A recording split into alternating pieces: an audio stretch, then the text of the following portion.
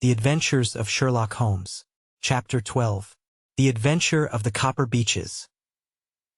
To the man who loves art for its own sake, remarked Sherlock Holmes, tossing aside the advertisement sheet of the Daily Telegraph, it is frequently in its least important and lowliest manifestations that the keenest pleasure is to be derived. It is pleasant to me to observe, Watson, that you have so far grasped this truth that in these little records of our cases which you have been good enough to draw up, and, I am bound to say, occasionally to embellish, you have given prominence not so much to the many causes célèbres and sensational trials in which I have figured, but rather to those incidents which may have been trivial in themselves, but which have given room for those faculties of deduction and of logical synthesis which I have made my special province. And yet, said I, smiling, I cannot quite hold myself absolved from the charge of sensationalism which has been urged against my records.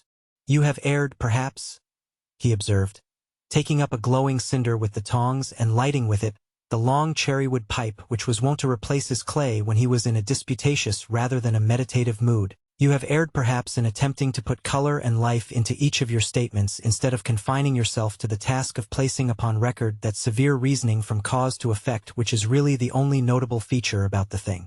It seems to me that I have done you full justice in the matter, I remarked with some coldness, for I was repelled by the egotism which I had more than once observed to be a strong factor in my friend's singular character.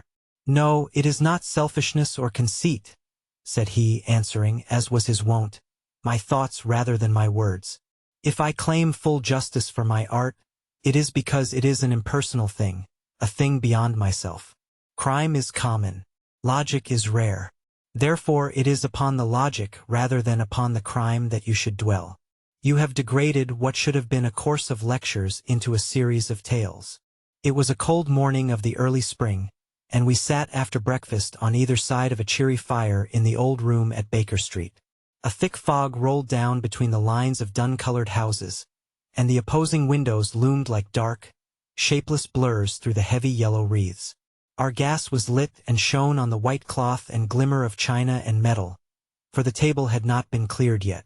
Sherlock Holmes had been silent all the morning, dipping continuously into the advertisement columns of a succession of papers until at last, having apparently given up his search, he had emerged in no very sweet temper to lecture me upon my literary shortcomings. At the same time, he remarked after a pause, during which he had sat puffing at his long pipe and gazing down into the fire, you can hardly be open to a charge of sensationalism, for out of these cases which you have been so kind as to interest yourself in, a fair proportion do not treat of crime in its legal sense at all. The small matter in which I endeavored to help the King of Bohemia, the singular experience of Miss Mary Sutherland, the problem connected with the man with the twisted lip, and the incident of the noble bachelor, were all matters which are outside the pale of the law. But in avoiding the sensational, I fear that you may have bordered on the trivial. The end may have been so, I answered, but the methods I hold to have been novel and of interest. Pshaw, my dear fellow, what do the public, the great unobservant public, who could hardly tell a weaver by his tooth or a compositor by his left thumb, care about the finer shades of analysis and deduction? But, indeed, if you are trivial, I cannot blame you, for the days of the great cases are past. Man, or at least criminal man, has lost all enterprise and originality. As to my own little practice, it seems to be degenerating into an agency for recovering lost lead pencils and giving advice to young ladies from boarding schools. I think that I have touched bottom at last, however. This note I had this morning marks my 0 point, I fancy. Read it. He tossed a crumpled letter across to me. It was dated from Montague Place upon the preceding evening, and ran thus. Dear M.R. Holmes, I am very anxious to consult you as to whether I should or should not accept the situation which has been offered to me as governess. I shall call at 10:30 tomorrow if I do not inconvenience you. Yours faithfully, Violet Hunter. Do you know the young lady? I asked. Not I. It is 10:30 now. Yes, and I have no doubt that is her ring. It may turn out to be of more interest than you think.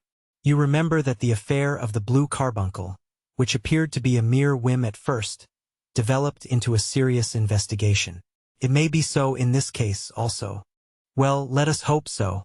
But our doubts will very soon be solved, for here, unless I am much mistaken, is the person in question." As he spoke, the door opened and a young lady entered the room. She was plainly but neatly dressed, with a bright, quick face, freckled like a plover's egg, and with the brisk manner of a woman who has had her own way to make in the world. "You will excuse my troubling you, I am sure," said she, as my companion rose to greet her. "But I have had a very strange experience, and as I have no parents or relations of any sort from whom I could ask advice, I thought that perhaps you would be kind enough to tell me what I should do." "Pray take a seat, Miss Hunter. I shall be happy to do anything that I can to serve you." I could see that Holmes was favorably impressed by the manner and speech of his new client. He looked her over in his searching fashion, and then composed himself, with his lids drooping and his fingertips together, to listen to her story. "I have been a governess for 5 years," said she, "in the family of Colonel Spence Monroe, but 2 months ago the Colonel received an appointment at Halifax, in Nova Scotia, and took his children over to America with him, so that I found myself without a situation. I advertised, and I answered advertisements, but without success. At last the little money which I had saved began to run short, and I was at my wits' end as to what I should do. There is a well-known agency for governesses in the West End called Westways, and there I used to call about once a week in order to see whether anything had turned up which might suit me. Westway was the name of the founder of the business, but it is really managed by Miss Stoper. She sits in her own little office, and the ladies who are seeking employment wait in an anteroom, and are then shown in one by one, when she consults her ledgers and sees whether she has anything which would suit them. Well, when I called last week I was shown into the little office as usual, but I found that Miss Stoper was not alone. A prodigiously stout man with a very smiling face and a great heavy chin which rolled down in fold upon fold over his throat sat at her elbow with a pair of glasses on his nose, looking very earnestly at the ladies who entered. As I came in he gave quite a jump in his chair and turned quickly to Miss Stoper. "That will do," said he. "I could not ask for anything better. Capital. Capital." He seemed quite enthusiastic and rubbed his hands together in the most genial fashion. He was such a comfortable-looking man that it was quite a pleasure to look at him. "You are looking for a situation, miss?" he asked. "Yes, sir." "As governess?" "Yes, sir." "And what salary do you ask?" "I had £4 a month in my last place with Colonel Spence Monroe." "Oh, toot, toot. Sweating, rank sweating," he cried, throwing his fat hands out into the air like a man who is in a boiling passion. "How could anyone offer so pitiful a sum to a lady with such attractions and accomplishments?" "My accomplishments, sir, may be less than you imagine," said I. "A little French, a little German, music and drawing." "Tut, tut," he cried. "This is all quite beside the question. The point is, have you or have you not the bearing and deportment of a lady? There it is in a nutshell. If you have not, you are not fitted for the rearing of a child who may some day play a considerable part in the history of the country. But if you have, why, then, how could any gentleman ask you to condescend to accept anything under the 3 figures? Your salary with me, madam, would commence at £100 a year. You may imagine, Mr. Holmes, that to me, destitute as I was, such an offer seemed almost too good to be true. The gentleman, however, seeing perhaps the look of incredulity upon my face, opened a pocketbook and took out a note. "It is also my custom," said he, smiling in the most pleasant fashion until his eyes were just 2 little shining slits amid the white creases of his face, "to advance to my young ladies half their salary beforehand, so that they may meet any little expenses of their journey and their wardrobe." It seemed to me that I had never met so fascinating and so thoughtful a man. As I was already in debt to my tradesmen, the advance was a great convenience, and yet there was something unnatural about the whole transaction which made me wish to know a little more before I quite committed myself. "May I ask where you live, sir?" said I. "Hampshire. Charming rural place. The Copper Beeches, 5 miles on the far side of Winchester. It is the most lovely country, my dear young lady, and the dearest old country house." "And my duties, sir? I should be glad to know what they would be." "One child, one dear little romper just 6 years old. Oh, if you could see him killing cockroaches with a slipper. Smack, smack, smack. 3 gone before you could wink." He leaned back in his chair and laughed his eyes into his head again. I was a little startled at the nature of the child's amusement, But the father's laughter made me think that perhaps he was joking. My sole duties, then, I asked, are to take charge of a single child? No, no, not the sole, not the sole, my dear young lady, he cried. Your duty would be, as I am sure your good sense would suggest, to obey any little commands my wife might give, provided always that they were such commands as a lady might with propriety obey. You see no difficulty, eh? I should be happy to make myself useful. Quite so. In dress now, for example. We are fatty people, fatty but kind-hearted. If you were asked to wear any dress which we might give you, you would not object to our little whim. Eh? No, said I, considerably astonished at his words. Or to sit here or sit there, that would not be offensive to you? Oh no. Or to cut your hair quite short before you come to us? I could hardly believe my ears. As you may observe, Mr. Holmes, my hair is somewhat luxuriant, and of a rather peculiar tint of chestnut. It has been considered artistic. I could not dream of sacrificing it in this offhand fashion. I am afraid that that is quite impossible, said I. He had been watching me eagerly out of his small eyes, and I could see a shadow pass over his face as I spoke. I am afraid that it is quite essential, said he. It is a little fancy of my wife's, and ladies' fancies, madam, ladies' fancies must be consulted. And so you won't cut your hair? No, sir, I really could not, I answered firmly. Ah, very well. Then that quite settles the matter. It is a pity, because in other respects you would really have done very nicely. In that case, Miss Stoper, I had best inspect a few more of your young ladies. The manageress had sat all this while busy with her papers without a word to either of us. But she glanced at me now with so much annoyance upon her face that I could not help suspecting that she had lost a handsome commission through my refusal. Do you desire your name to be kept upon the books? She asked. If you please, Miss Stoper. Well, really, it seems rather useless, since you refuse the most excellent offers in this fashion, said she sharply. You can hardly expect us to exert ourselves to find another such opening for you. Good day to you, Miss Hunter. She struck a gong upon the table, and I was shown out by the page. Well, Mr. Holmes, when I got back to my lodgings and found little enough in the cupboard, and 2 or 3 bills upon the table, I began to ask myself whether I had not done a very foolish thing. After all, if these people had strange fads and expected obedience on the most extraordinary matters, they were at least ready to pay for their eccentricity. Very few governesses in England are getting £100 a year.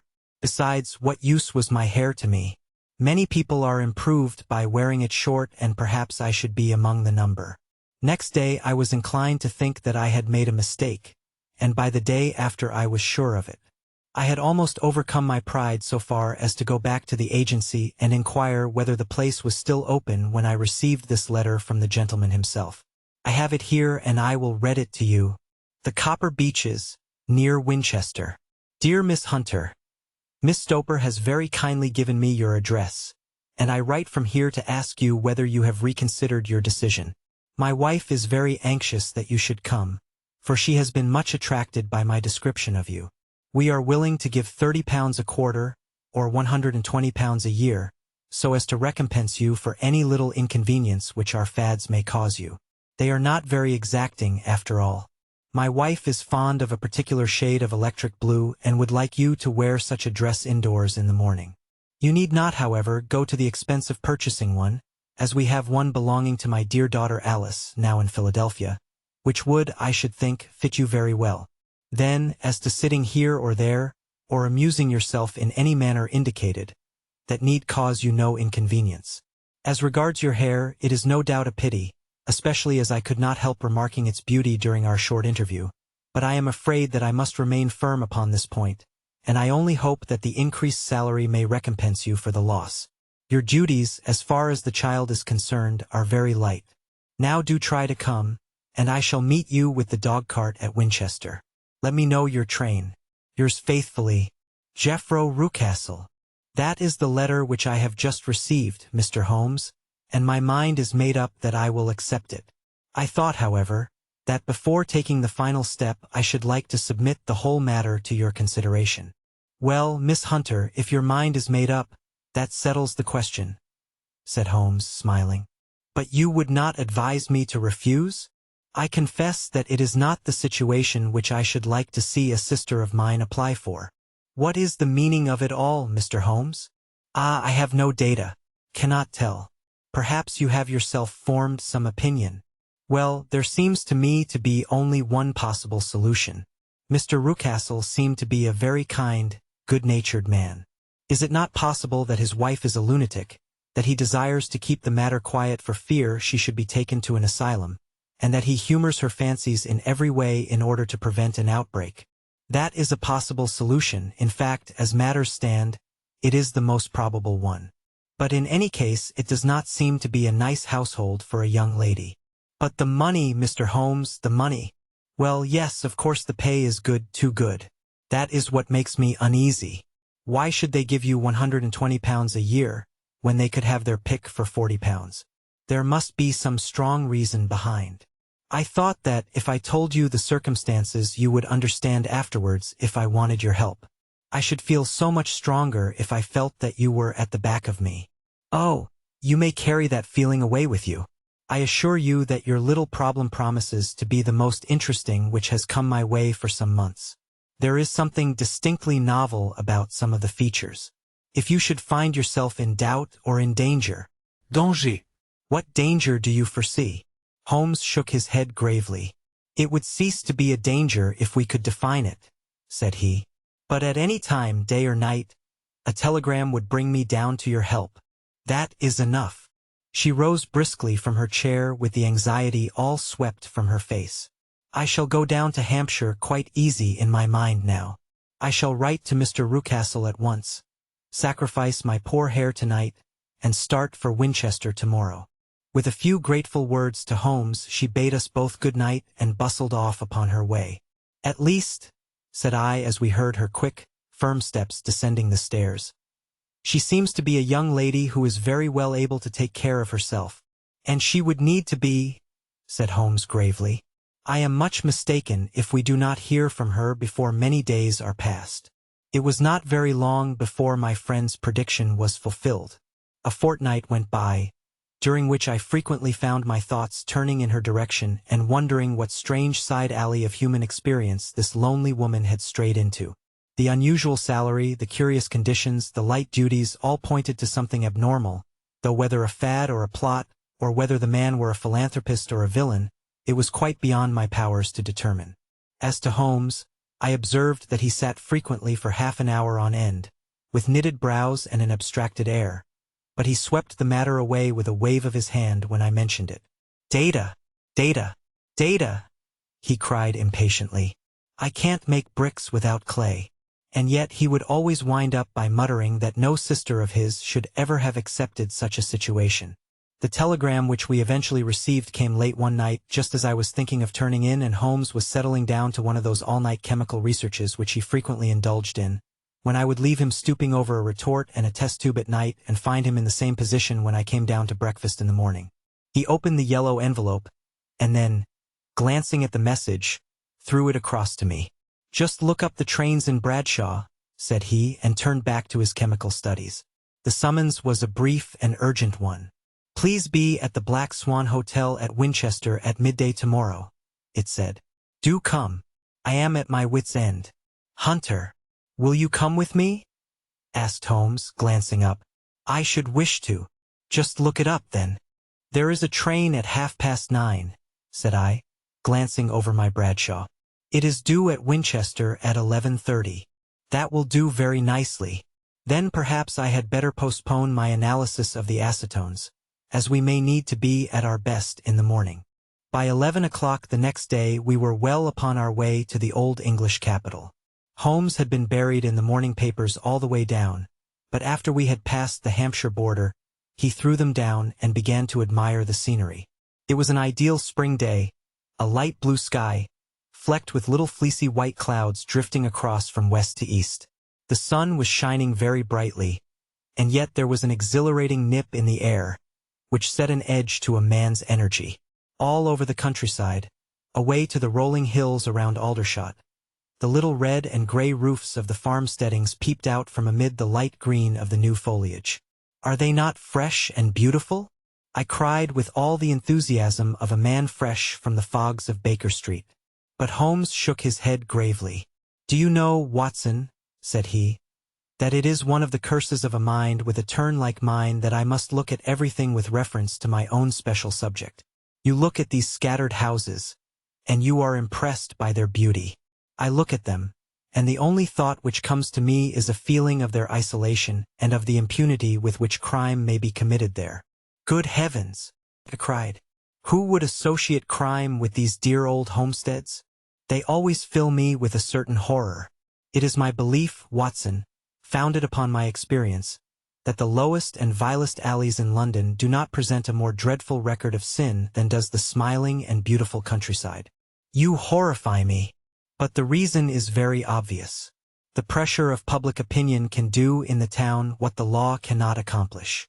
There is no lane so vile that the scream of a tortured child, or the thud of a drunkard's blow, does not beget sympathy and indignation among the neighbors, and then the whole machinery of justice is ever so close that a word of complaint can set it going, and there is but a step between the crime and the dock. But look at these lonely houses, each in its own fields, filled for the most part with poor ignorant folk who know little of the law. Think of the deeds of hellish cruelty, the hidden wickedness which may go on, year in, year out, in such places, and none the wiser. Had this lady who appeals to us for help gone to live in Winchester, I should never have had a fear for her. It is the 5 miles of country which makes the danger. Still, it is clear that she is not personally threatened. No. If she can come to Winchester to meet us, she can get away. Quite so. She has her freedom. What can be the matter, then? Can you suggest no explanation? I have devised 7 separate explanations, each of which would cover the facts as far as we know them. But which of these is correct can only be determined by the fresh information which we shall no doubt find waiting for us. Well, there is the tower of the cathedral, and we shall soon learn all that Miss Hunter has to tell. The Black Swan is an inn of repute in the High Street, at no distance from the station, and there we found the young lady waiting for us. She had engaged a sitting room, and our lunch awaited us upon the table. "I am so delighted that you have come," she said earnestly. "It is so very kind of you both. But indeed I do not know what I should do. Your advice will be altogether invaluable to me. Pray tell us what has happened to you." "I will do so, and I must be quick, for I have promised Mr. Rucastle to be back before 3. I got his leave to come into town this morning, though he little knew for what purpose. Let us have everything in its due order." Holmes thrust his long thin legs out towards the fire and composed himself to listen. "In the first place, I may say that I have met, on the whole, with no actual ill-treatment from Mr. and Mrs. Rucastle. It is only fair to them to say that. But I cannot understand them, and I am not easy in my mind about them." "What can you not understand?" "Their reasons for their conduct. But you shall have it all just as it occurred. When I came down, Mr. Rucastle met me here and drove me in his dog-cart to the Copper Beeches. It is, as he said, beautifully situated, but it is not beautiful in itself, for it is a large square block of a house, whitewashed, but all stained and streaked with damp and bad weather. There are grounds round it, woods on 3 sides, and on the 4th a field which slopes down to the Southampton High Road, which curves past about 100 yards from the front door. This ground in front belongs to the house, but the woods all round are part of Lord Southerton's preserves. A clump of copper beeches immediately in front of the hall door has given its name to the place. I was driven over by my employer, who was as amiable as ever, and was introduced by him that evening to his wife and the child. There was no truth, Mr. Holmes, in the conjecture which seemed to us to be probable in your rooms at Baker Street. Mrs. Rucastle is not mad. I found her to be a silent, pale-faced woman, much younger than her husband, not more than 30, I should think, while he can hardly be less than 45. From their conversation I have gathered that they have been married about 7 years, that he was a widower, and that his only child by the first wife was the daughter who has gone to Philadelphia. Mr. Rucastle told me in private that the reason why she had left them was that she had an unreasoning aversion to her stepmother. As the daughter could not have been less than 20, I can quite imagine that her position must have been uncomfortable with her father's young wife. Mrs. Rucastle seemed to me to be colorless in mind as well as in feature. She impressed me neither favorably nor the reverse. She was a nonentity. It was easy to see that she was passionately devoted both to her husband and to her little son. Her light gray eyes wandered continually from one to the other, noting every little want and forestalling it if possible. He was kind to her also in his bluff, boisterous fashion, and on the whole they seemed to be a happy couple. And yet she had some secret sorrow, this woman. She would often be lost in deep thought, with the saddest look upon her face. More than once I have surprised her in tears. I have thought sometimes that it was the disposition of her child which weighed upon her mind, for I have never met so utterly spoiled and so ill-natured a little creature. He is small for his age, with a head which is quite disproportionately large. His whole life appears to be spent in an alternation between savage fits of passion and gloomy intervals of sulking. Giving pain to any creature weaker than himself seems to be his one idea of amusement, and he shows quite remarkable talent in planning the capture of mice, little birds, and insects. But I would rather not talk about the creature, Mr. Holmes, and, indeed, he has little to do with my story. I am glad of all details, remarked my friend, whether they seem to you to be relevant or not. I shall try not to miss anything of importance. The one unpleasant thing about the house, which struck me at once, was the appearance and conduct of the servants. There are only two, a man and his wife. Toller, for that is his name, is a rough, uncouth man, with grizzled hair and whiskers, and a perpetual smell of drink. Twice since I have been with them he has been quite drunk, and yet Mr. Rucastle seemed to take no notice of it. His wife is a very tall and strong woman with a sour face, as silent as Mrs. Rucastle and much less amiable. They are a most unpleasant couple, but fortunately I spend most of my time in the nursery and my own room, which are next to each other in one corner of the building. For 2 days after my arrival at the Copper Beeches my life was very quiet. On the third, Mrs. Rucastle came down just after breakfast and whispered something to her husband. "Oh, yes," said he, turning to me. "We are very much obliged to you, Miss Hunter, for falling in with our whims so far as to cut your hair. I assure you that it has not detracted in the tiniest iota from your appearance. We shall now see how the electric blue dress will become you. You will find it laid out upon the bed in your room, and if you would be so good as to put it on we should both be extremely obliged." The dress which I found waiting for me was of a peculiar shade of blue. It was of excellent material, a sort of beige, but it bore unmistakable signs of having been worn before. Could not have been a better fit if I had been measured for it. Both Mr. and Mrs. Rucastle expressed a delight at the look of it, which seemed quite exaggerated in its vehemence. They were waiting for me in the drawing-room, which is a very large room, stretching along the entire front of the house, with 3 long windows reaching down to the floor. A chair had been placed close to the central window, with its back turned towards it. In this I was asked to sit, and then Mr. Rucastle, walking up and down on the other side of the room, began to tell me a series of the funniest stories that I have ever listened to. You cannot imagine how comical he was, and I laughed until I was quite weary. Mrs. Rucastle, however, who has evidently no sense of humor, never so much as smiled, but sat with her hands in her lap, and a sad, anxious look upon her face. After an hour or so, Mr. Rucastle suddenly remarked that it was time to commence the duties of the day, and that I might change my dress and go to little Edward in the nursery. 2 days later this same performance was gone through under exactly similar circumstances. Again I changed my dress, again I sat in the window, and again I laughed very heartily at the funny stories of which my employer had an immense repertoire, and which he told inimitably.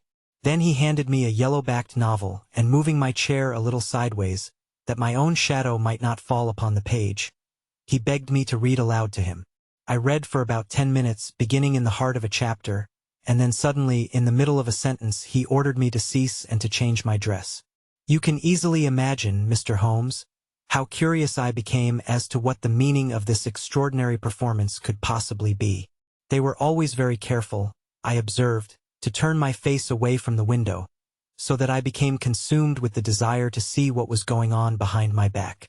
At first it seemed to be impossible, but I soon devised a means. My hand mirror had been broken, so a happy thought seized me, and I concealed a piece of the glass in my handkerchief.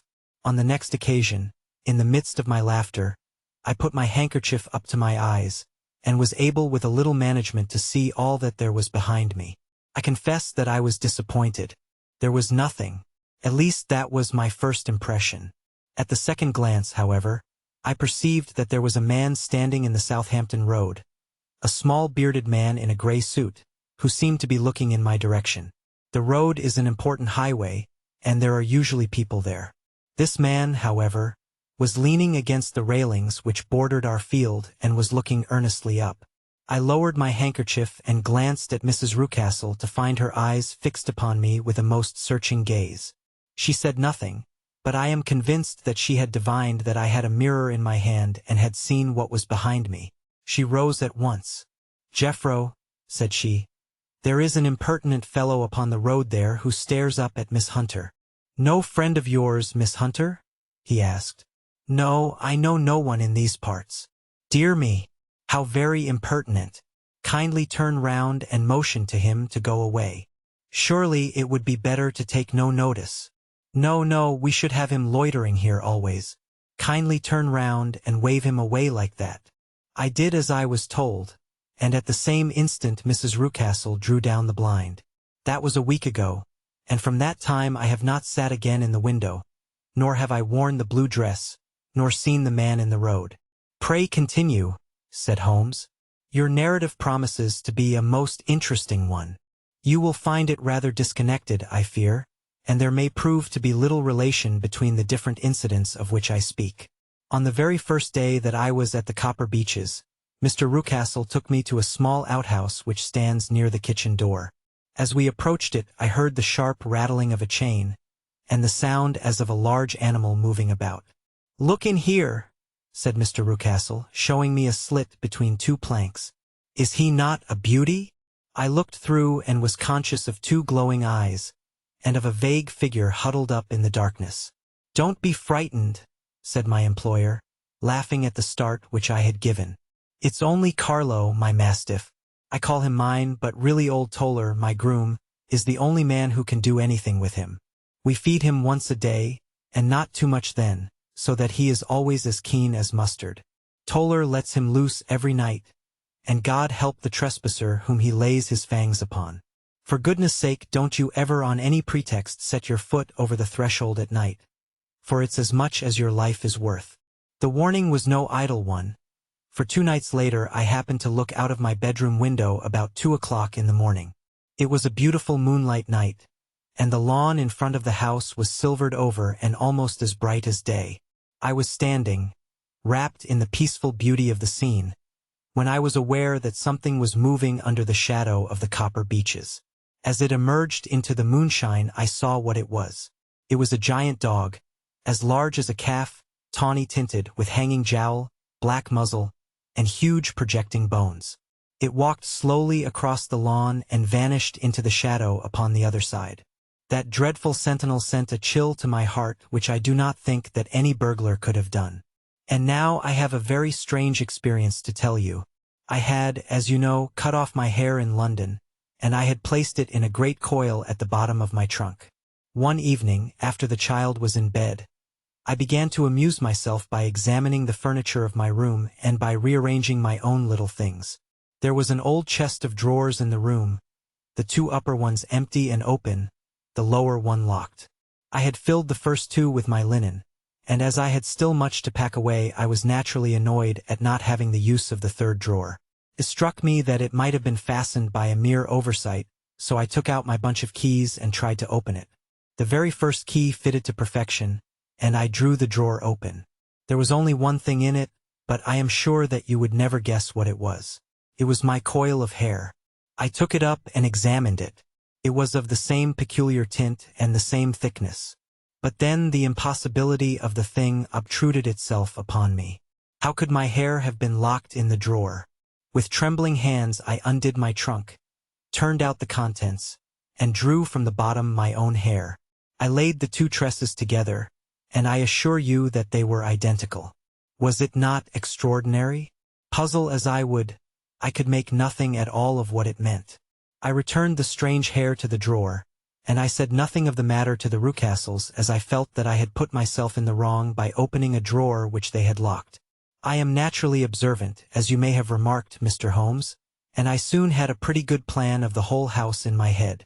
There was one wing, however, which appeared not to be inhabited at all.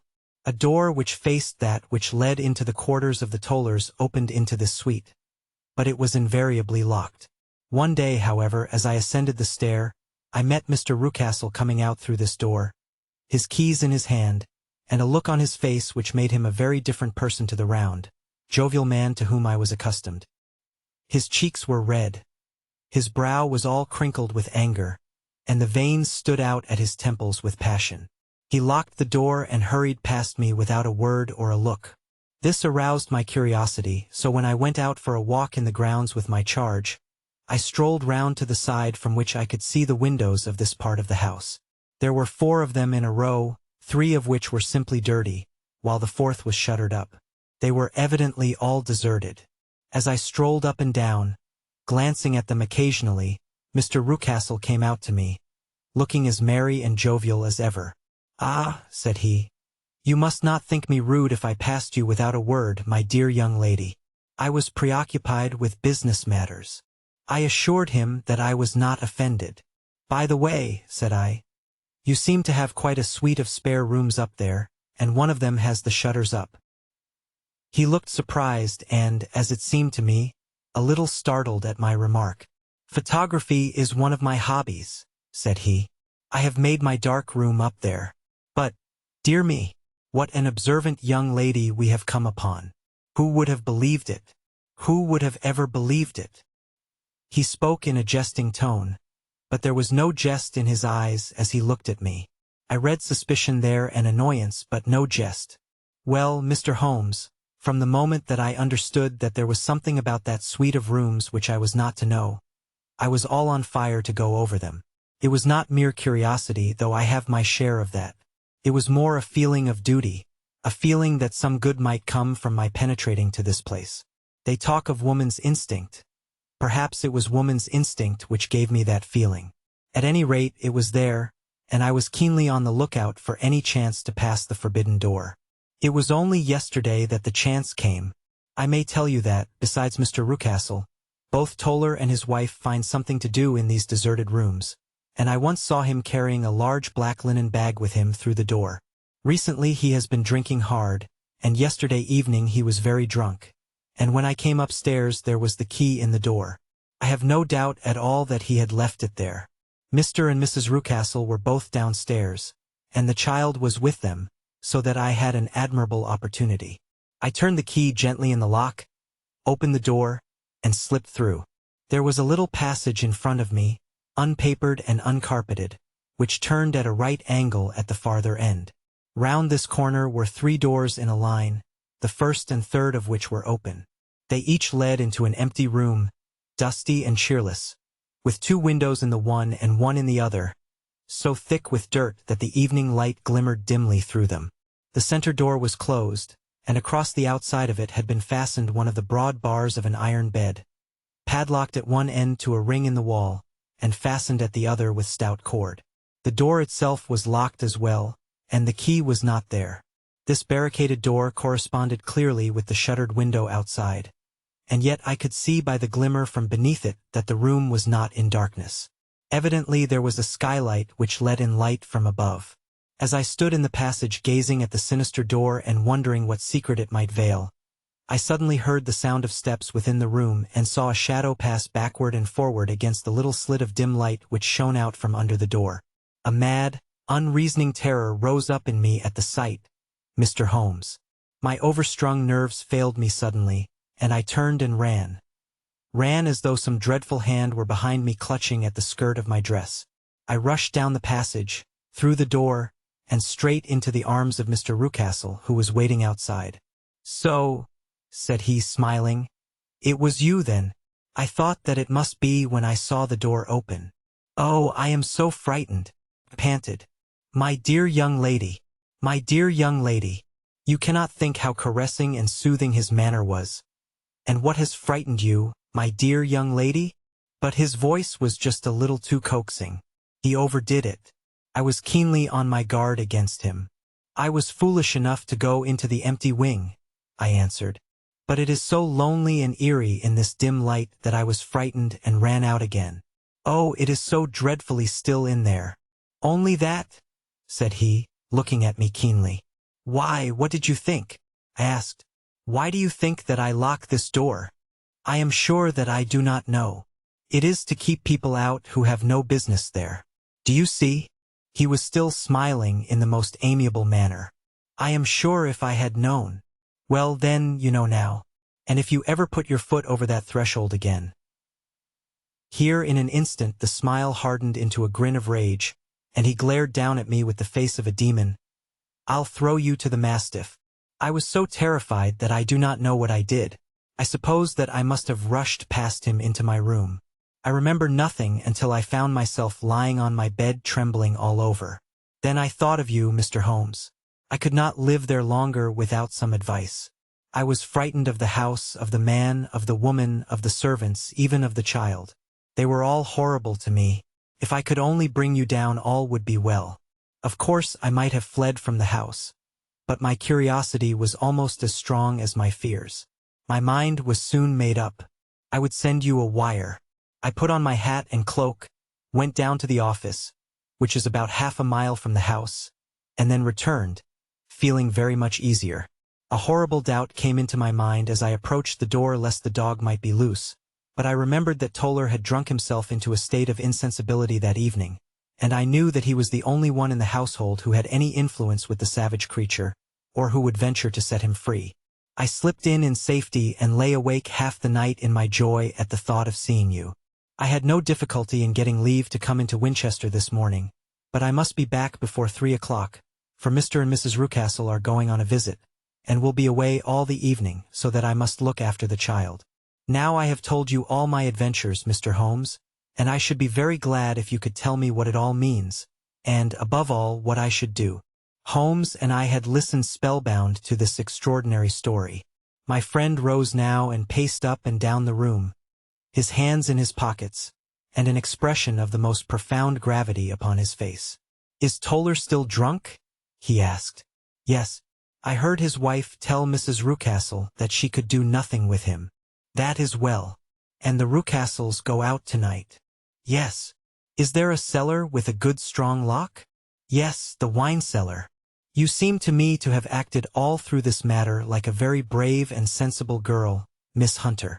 Do you think that you could perform one more feat? I should not ask it of you if I did not think you a quite exceptional woman. I will try. What is it?